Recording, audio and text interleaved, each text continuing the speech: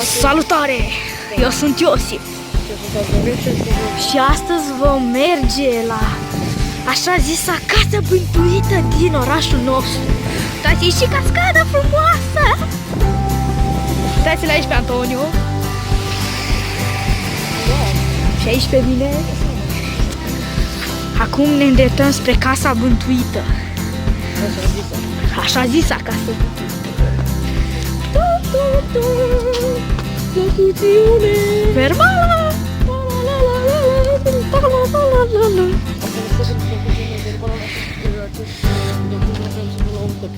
Exact. Știți că există și feminism pentru limbă? Am ajuns la așa zisă casă bântuită. De fapt, o casa evreilor musulmani. Stea satane!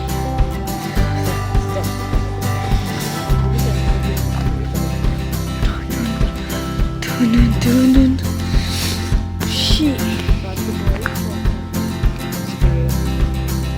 am ajuns. Sărim amândoi și filmăm sau? Nu. Lumea? Bună ziua! De la asta este casă bântuită. Și eu voi intra. Și el va intra și va inspecta locul împrejur. Pentru că el trebuie să aibă grijă de pieni important. Exact. Acum să vedem cum va sări. Hai, du-te să sari. Da. Nici telefonul. Bine. Bine. Uitați, se duce frumos pe scări.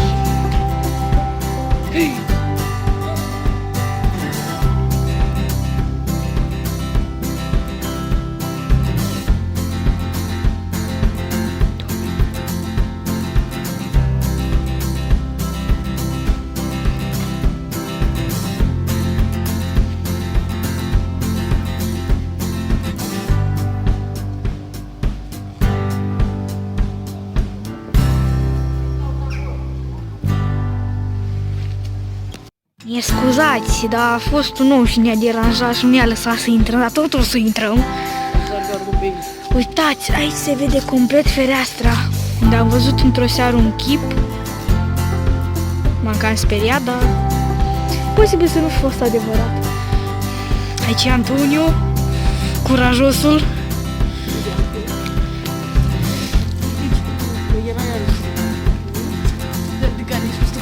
Nu trebuie neapărat să intri, putem filma doar de aici. Oare vine? Vezi că vine? E foarte ciudată casa asta.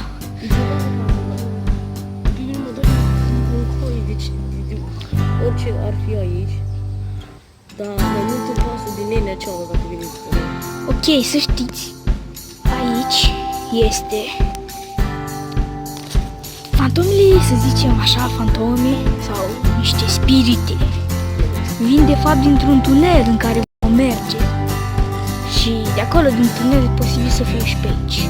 Bun, acum cred că ne vom îndrepta spre tunel. Și eu voi da cu flash-ul telefonul meu ca să vadă. Ok, hai să mergem. Ne apropiem, uitați acolo niște papuci. Nu contează.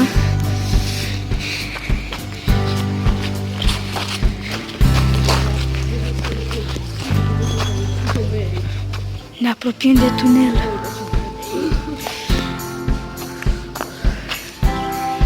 Tunun, tunun, tunun, tunun. Aici? Tunun, tunun, tunun, tunun.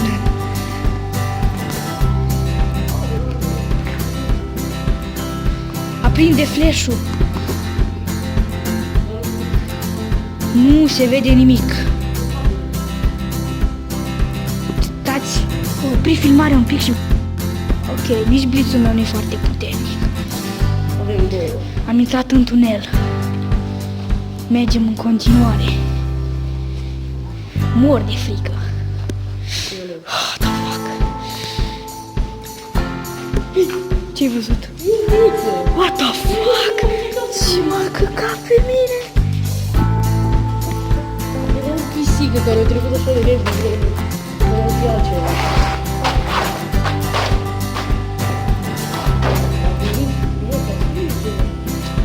Mhm. Adică tu nu poți să faci.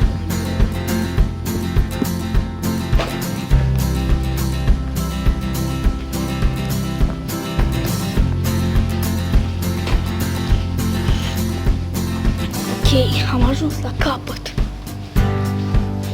N-am ajuns niciodată până aici.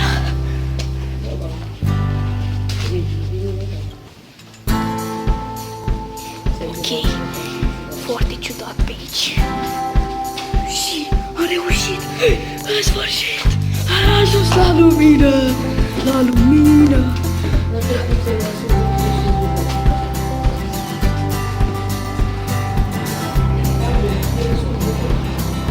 De ce? Ok, acum vom urca scările. Să vedem unde ne duc aceste scări. Oh!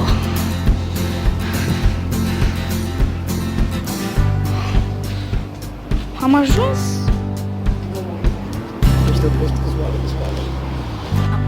Așteptăm să vedem ceva.